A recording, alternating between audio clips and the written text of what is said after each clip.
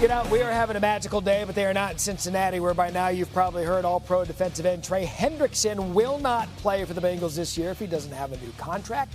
Hendrickson made this declaration at last week's OTAs, which has gotten a bit testy between he and the front office.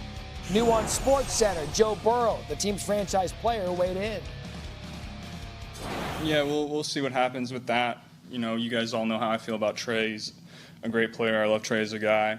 He goes out and plays well every single Sunday. He's very productive. He's a guy that deserves to get paid and get paid what he wants and what the market is. So, you know, like I said, we'll see what happens with that. But, you know, I love Trey and hope he's with us. Jeff Darlington only wishes he had the mane of one Joe Burrow. That hair was fantastic. So is Jeff Darlington. Hey, since the draft, Hendrickson said there's been no communication between his camp and the Bengals. What are you hearing about these negotiations in Cincy?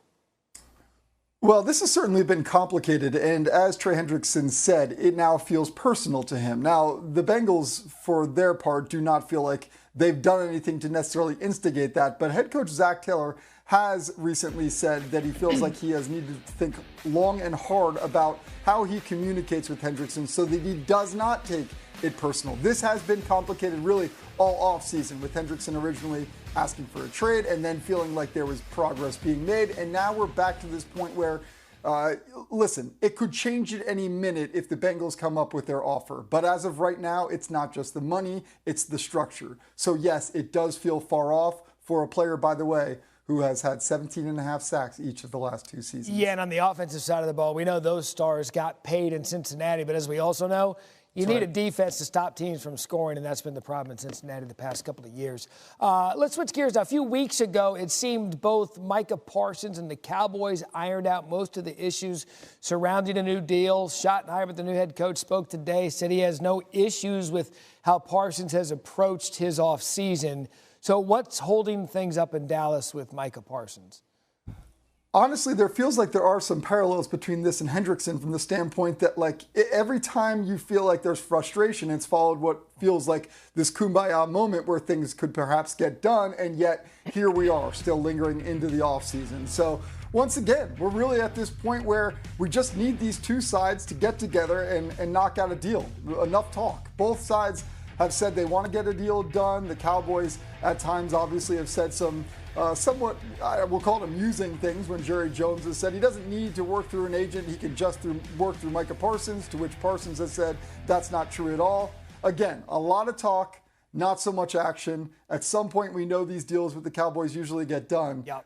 It's just a matter of, honestly, quite frankly, when. We still have till the end of July till training camp starts. It's a long offseason. I wish we had more time so I could ask you a Johnny Vegas question, but that was last week. To the NFL we go. The Pittsburgh Steelers do have some quarterbacks in their QB room, but they are also still waiting to hear from Aaron Rodgers about whether or not he'll be joining them or, possibly hanging up his cleats, as we now welcome in our Steelers reporter, Brooke Pryor, for more on the Rodgers waiting game. It has been exactly 60 days since he visited Pittsburgh. What can you tell us about Rodgers' communication with the team as he still mulls over his decision?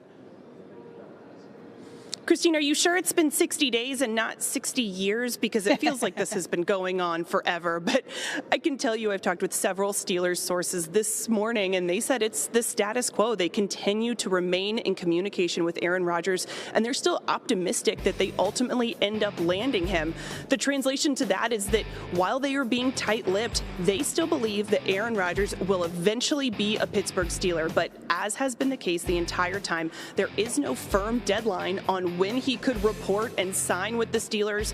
And the Steelers are comfortable with that because they believe that he is a plug-and-play player where it doesn't matter when he shows up, you put him in the lineup, and he's going to be good to go. And by the way, while the Steelers have been waiting, Aaron Rodgers has been living it up. He was doing events on Kentucky Derby weekend, and he was just at a friend's concert in Austin shooting a water gun into the crowd. So he's living the good life. He's not worried about calling the Steelers right now. Okay, plug-and-play quarterback, but I feel like he does need to stretch it a little bit. He is kind of getting up there. You're at owners' meetings in Minnesota, and one of the topics being discussed is playoff reseeding. What has been the Steelers' reaction to the potential reformat?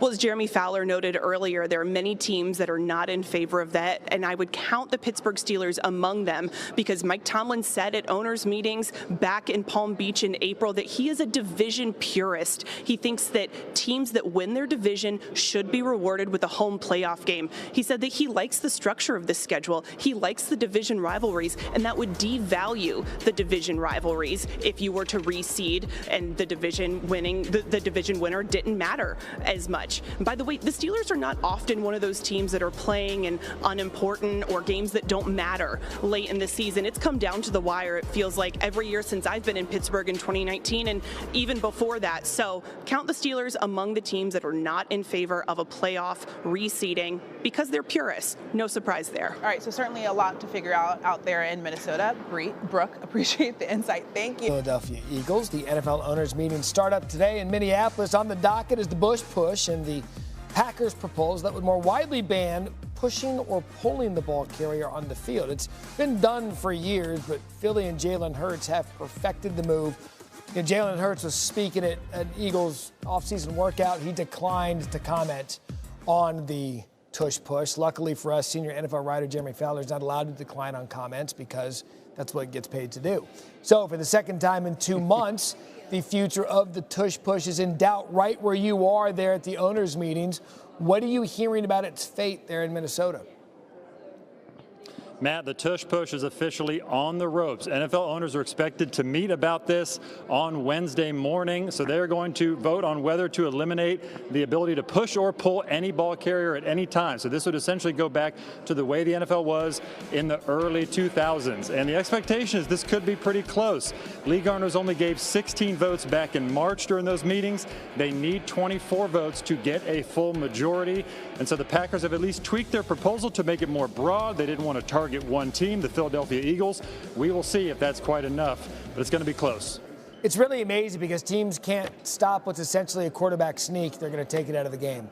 Different show, different argument, different time for that talk. Also talk of potential playoff reseeding after the Lions' March proposal that would largely use regular season records as the guiding principle rather than division titles. Where does that one stand? Well, Matt, the people I've talked to are a little skeptical. They're not overly optimistic that that ruling will get passed. There are just too many teams that still value divisional crowns and being rewarded for that. But the people I've talked to also expect that a change is coming, if not now, then eventually, especially in light of an inevitable 18-game season. At least that's what it feels like, that will come to a point in the future. And the league wants to eliminate any sort of meaningless games late December, early January, where teams are locked into a seat. They want that more open-ended. Yeah. So we'll see. But the teams I've talked to don't expect a lot of movement, at least this week, unless something changes or there's a lot of convincing behind closed doors. Yeah, maybe like the college football model we're talking about. If you win a conference, you're in the playoff, but you're going to get seeded based on your ranking and record. I mean, I think we'd all agree that's probably a little bit better of a way to do it. And finally, the owners are also supposed to vote on whether to allow NFL players to participate in the flag football during the 2028 Olympics. What's more there?